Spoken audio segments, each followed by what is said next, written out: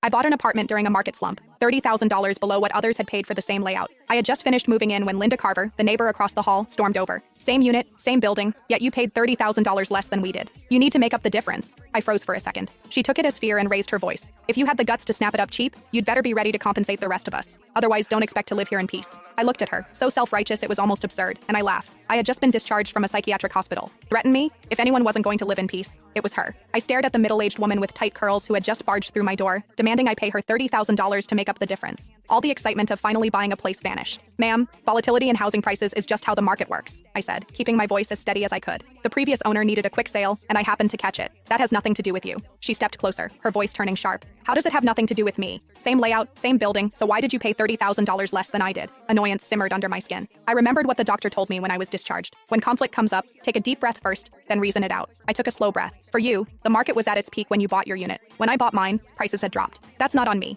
If we follow your logic, then if prices go up another $50,000 next year, are you going to pay me the difference? She planted her hands on her hips. Don't try to confuse me with all that nonsense. We live on the same floor. How can you feel okay taking advantage like that? My son's getting married soon. We need the money. You bought it cheap, so you make up the difference. If you don't fix this, don't expect to live here in peace. I let out a short laugh, irritation bubbling over before I could respond. She suddenly lunged toward my luggage, reaching straight for my bag. Where's the money? Hand it over. $30,000 and not a cent less. A flash of anger shot through me. How could someone be this unreasonable? I was just about to pull out my phone and dial 911. The moment she saw what I was doing, she spun around and headed back to her unit. As she left, she tossed over her shoulder. If you don't pay up, we'll see how long you last here. I gave a cold laugh and ignored her, shutting the door behind me. That afternoon, I went downstairs to Harper's Corner store to pick up some essentials. Denise Harper, the owner in her 50s, scanned me up and down before asking, "You just moved in? 6th floor?" I nodded. She glanced outside, then lowered her voice. "Linda Carver from 601 just posted in the resident group chat saying you bought the place to run some kind of shady business." I froze. "What?" She sighed. "You got that apartment cheap. Their family can't accept it." She pulled up the chat and showed me. The messages were filthy. Linda Carver. At everyone. What do you reckon the woman who just moved into the 6th floor does for a living? I've lived for over 50 years. I know how to read people. What decent young woman lives alone in a place that expensive? You all know what that means. Now that you say it, yeah, that's suspicious. Where would such a young girl get that kind of money? Those kinds of gigs out there pay fast. Don't let her ruin the atmosphere of this place. Heard she's not bad looking? That makes it even more likely. Anyone got her contact? Just curious? Haha,